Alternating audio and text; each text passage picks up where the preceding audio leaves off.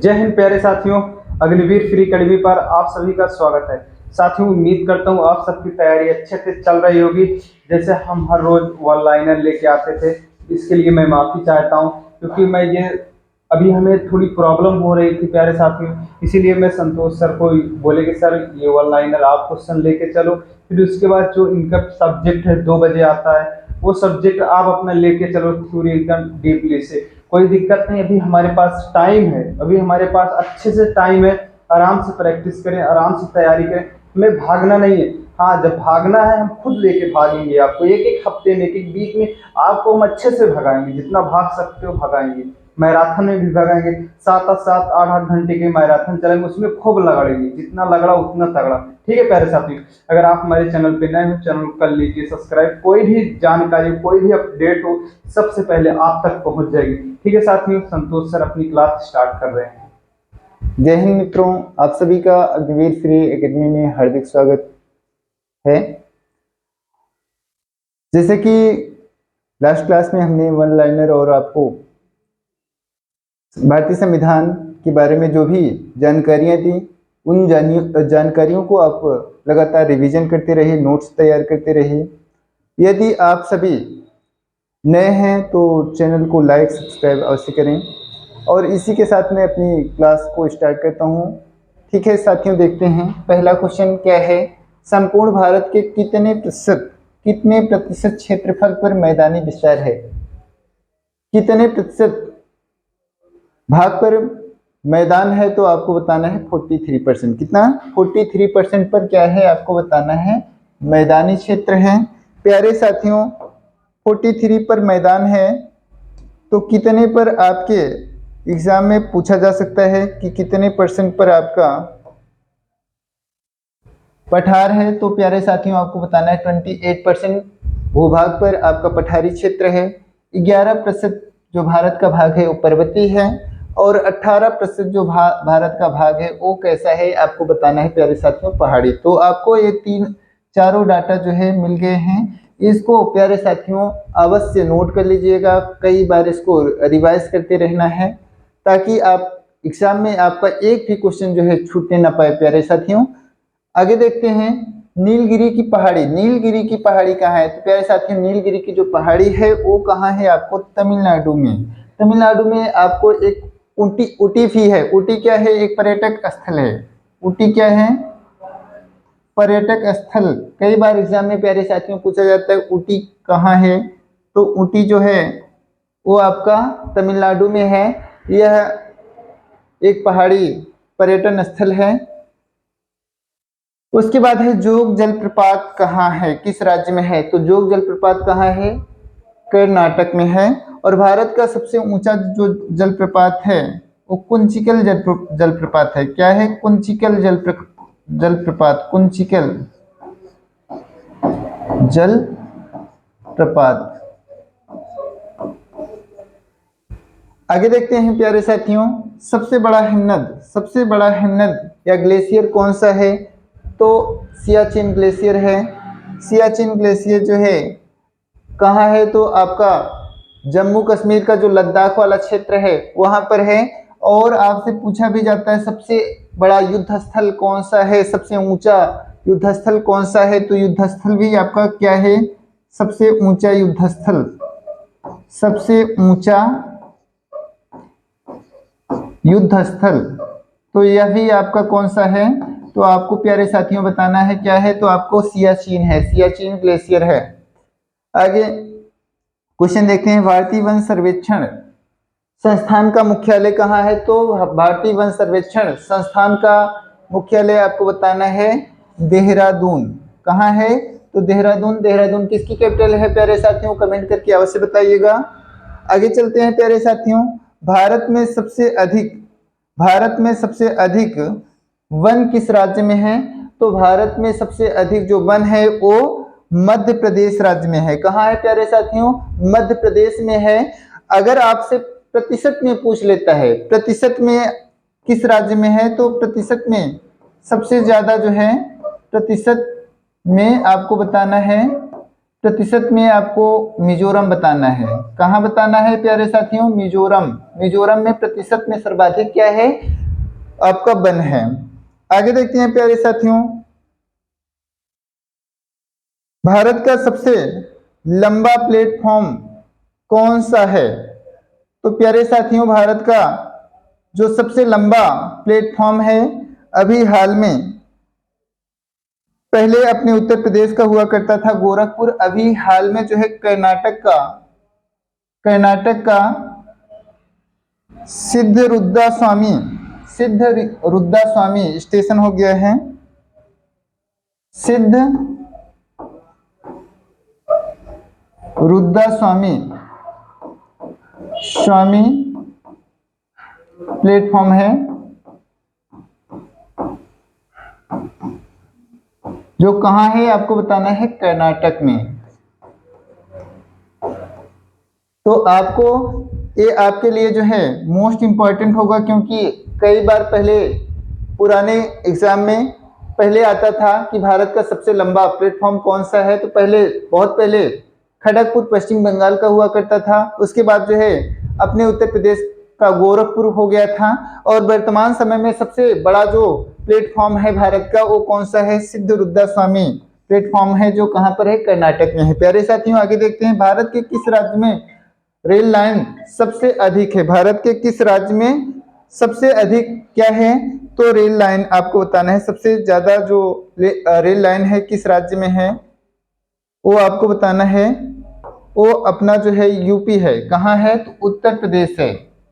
सबसे अधिक जो रेल लाइनें हैं किस राज्य में है? तो आपको बताना है उत्तर प्रदेश में है रेल लाइनें। प्यारे साथियों, कितने प्रकार की होती हैं? तो 3 प्रकार की होती हैं, ब्रॉड गेज, नैरो गेज और मीटर गेज। 3 प्रकार की जो रेलवे लाइन होती है, रेलवे ट्रैक कितने प्रकार के होते हैं? तो आपको बताना है 3 प्रकार के होते हैं। 3 प्रकार के होते हैं। उसके बाद प्यारे साथियों देखते हैं, गौतम बुद्ध ने अपने पहले उपदेश किस भाषा में दिए?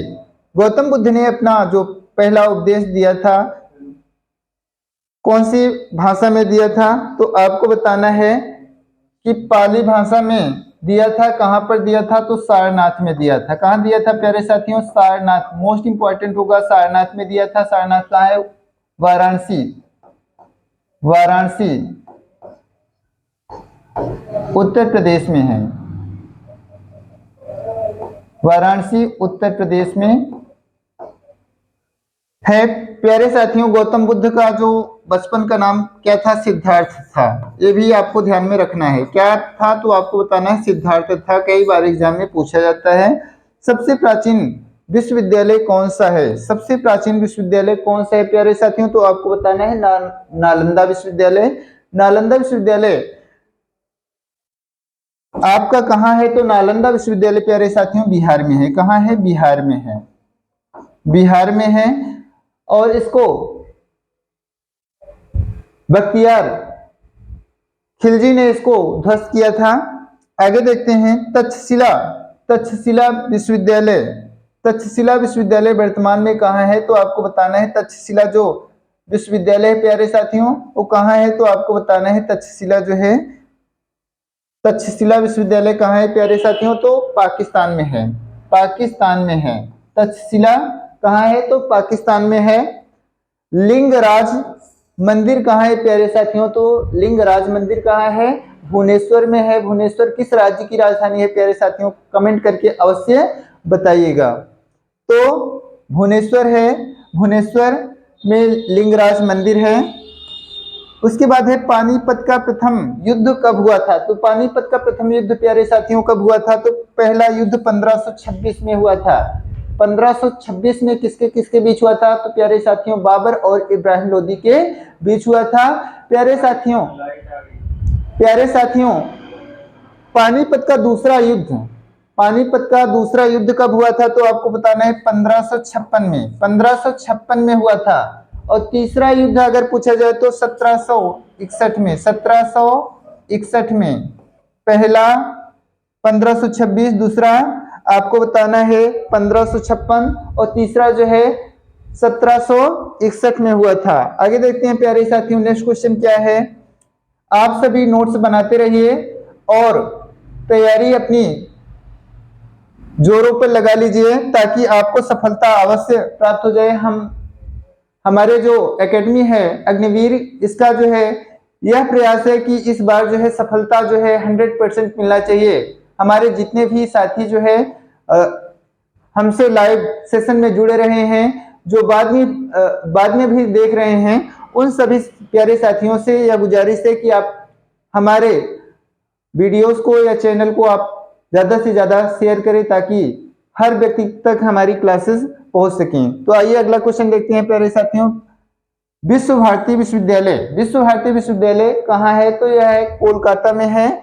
कहाँ है? तो आपको बताना है कोलकाता में है।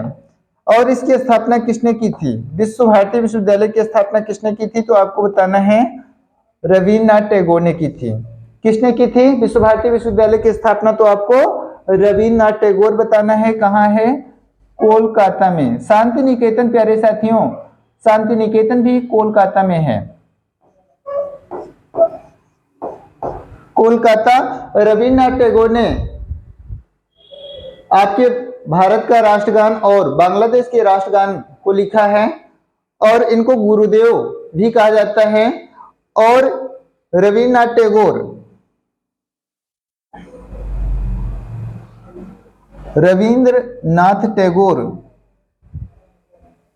को गुरुदेव कहा जाता है। कोलकाता में इनका जन्म हुआ था। आगे देखते हैं, सूरत अधिवेशन कब हुआ था? सूरत अधिवेशन कब हुआ था? तो 1907 में हुआ था। सूरत कहाँ है? तो सूरत गुजरात में है। कहाँ है? गुजरात में है। आगे प्यारे साथियों देखते हैं नेक्स्ट क्वेश्चन।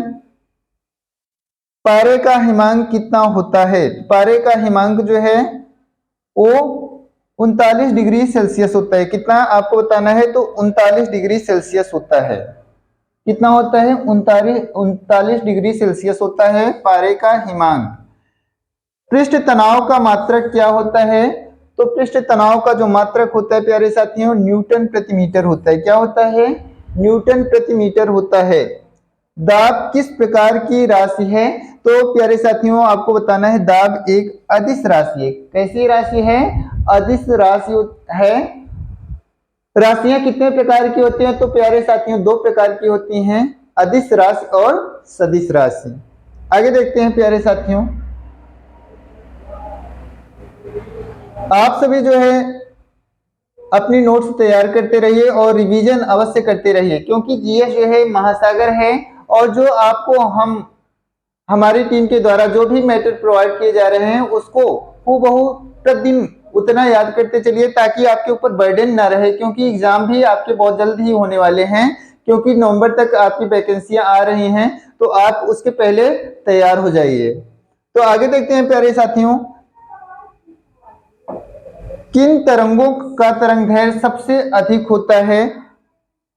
तो रेडियो तरंगों का जो तरंगदैर्घ्य होता है प्यारे साथियों वो सबसे अधिक होता है।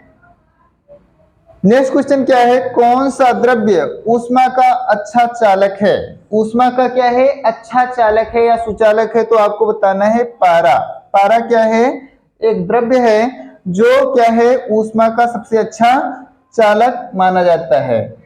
और वैसे कौन सी धातु ऊष्मा का सबसे अच्छा चालक है प्यारे साथियों? आप कमेंट करके अवश्य बताइएगा कि धातु कौन सी है। नेक्स्ट क्वेश्चन प्यारे साथियों, समतल दर्पण से बना प्रतिबिंब कैसा होता है? कैसा होता है? तो आपको बताना है आभासी होता है। कैसा होता है? तो आपको आभासी होता है यह बताना है। आगे देखते हैं, प्रकाश क्या है? प्रकाश क्या है? तो आपको बताना है प्रकाश एक क्या है? ऊर्जा है। क्या है? ऊर्जा है। नेक्स्ट प्यारे साथियों देखते हैं, नेक्स्ट क्वेश्चन की तरफ चलते हैं। समतल दर्पण की फोकस दूरी कहाँ होती है? तो यह अनंत पर होती है। कहाँ होती है?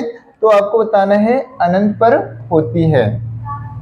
नेक्स्ट क्वेश्चन है प्यारे साथियों, प्रकाश के किस रंग के लिए प्रकीर्णन सबसे कम होती है? प्रकीर्णन मतलब बिखराव कम होता है, तो लाल रंग का प्रकीर्णन जो है सबसे कम होता है। और किसका प्रकीर्णन सबसे ज्यादा होता है? तो आपको प्यारे साथियों बताना है प्रकीर्णन सबसे ज्यादा किसका होता है। तो सबसे ज्यादा नीले का होता है, सबसे ज्यादा नीले का होता है।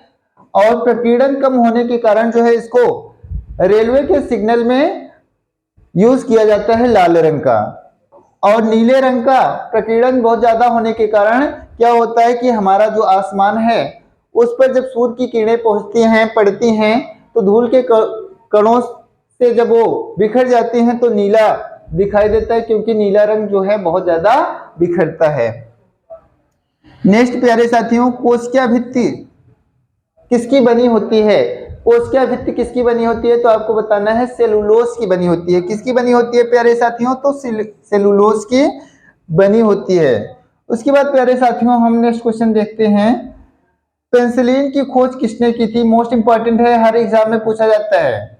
क्या है? तो आपको बताना है पेंसिलिन की खोज किसने की थी। तो आपको बताना है, मोस्ट इंपॉर्टेंट है, यहां मैं लिख देता हूं मोस्ट इंपॉर्टेंट। कई बार क्या हजारों बार यह क्वेश्चन आया होगा। तो पेंसिलिन की खोज किसने की थी? तो अलेक्जेंडर फ्लेमिंग ने की थी। अलेक्जेंडर फ्लेमिंग ने, प्यारे साथियों इसको नोट कर लीजिएगा। विटामिन सी, नेक्स्ट क्वेश्चन है, विटामिन सी की कमी से कौन सा रोग होता है? तो विटामिन सी की कमी से जो है प्यारे साथियों कौन सा रोग होता है? स्कर्वी रोग होता है। कौन सा रोग होता है? स्कर्वी होता है।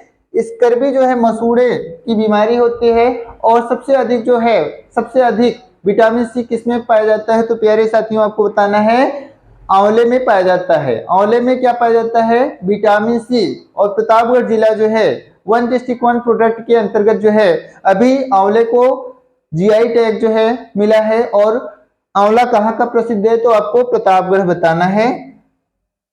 उसके बाद देखते हैं विटामिन सी सबसे अधिक किसमें पाई जाती है? तो विटामिन सी सबसे अधिक हमने बताया कि जितना आप 5 नींबू खाते हो उतना, अगर एक आंवला खाते हो तो उतनी विटामिन आपको मिल जाती है। तो सबसे ज्यादा विटामिन जो है आपको विटामिन सी जो है आंवले में पाई जाती है, नींबू में भी पाई जाती है और संतरे में भी पाई जाती है। तो आंवला इसमें सर्वाधिक होता है। अगर आंवला ना हो तो और जो भी विकल्प में रहें, जो भी खट्टे फल होते हैं वो विटामिन सी के क्या होते हैं प्यारे साथियों? सोर्स होते हैं। विटामिन 2 प्रकार की होती है, जल में घुलनशील विटामिन और वसा में घुलनशील विटामिन। तो जल में जो घुलनशील विटामिन होती है वो कौन सी होती है? आपको बताना है बी और सी। और वसा में कौन सी? तो ए डी ई के। कौन से? ए डी ई के। आगे देखते हैं प्यारे साथियों, विटामिन ई किसमें सर्वाधिक पाया जाता है? विटामिन ई किसमें सर्वाधिक पाया जाता है? तो आपको सर्वाधिक विटामिन ई पाया जाता है हरी सब्जियों और अंकुरित अनाज। वैसे आपको इसमें प्यारे साथियों अंकुरित अनाज जो है, सर्वाधिक अंकुरित अनाज में क्या पाया जाता है? विटामिन ई पाया जाता है। अगर जिन लोगों की प्रोडक्टिविटी उत्पादन जो है क्षमता कम हो जाती है तो अंकुरित अनाज उनको खिलाया जाता है। अंकुरित अनाज खिलाने से जो है प्रोडक्टिविटी क्या होती है? बढ़ जाती है। विटामिन ई की कमी से लोगों की प्रजनन क्षमता क्या होती है? कम हो जाती है। मतलब बांझपन की समस्या हो जाती है, बच्चे नहीं पैदा होते हैं। तो विटामिन ई का जो सोर्स है वो कौन सा है? तो आपको बताना है अंकुरित अनाज है। इसकी कमी से प्रजनन क्षमता में क्या होती है? कमी होती है। इसका साइंटिफिक नेम क्या है? तो आपको बताना है टोकोफेरॉल है। प्यारे साथियों नेक्स्ट क्वेश्चन देखते हैं, प्रकाश के किस रंग के लिए प्रकीर्णन सबसे अधिक होता है? प्रकाश के किस रंग का प्रकीर्णन सर्वाधिक होता है? तो अभी हमने आपको बता ही दिया कि बैंगनी रंग का जो है सर्वाधिक होता है। ठीक है प्यारे साथियों, और आप कमेंट में लिख के भेजिएगा कि सूर्य के प्रकाश में कितनी किरणें पाई जाती हैं, किसका तरंग दैर्घ्य सबसे ज्यादा होता है। तो इन सबको आप कमेंट में प्यारे साथियों करके बताइएगा। हमारी क्लासिक आपको कैसे लगी कमेंट में अवश्य लिखिएगा और मेरे चैनल को लाइक सब्सक्राइब अवश्य करें। Thank you.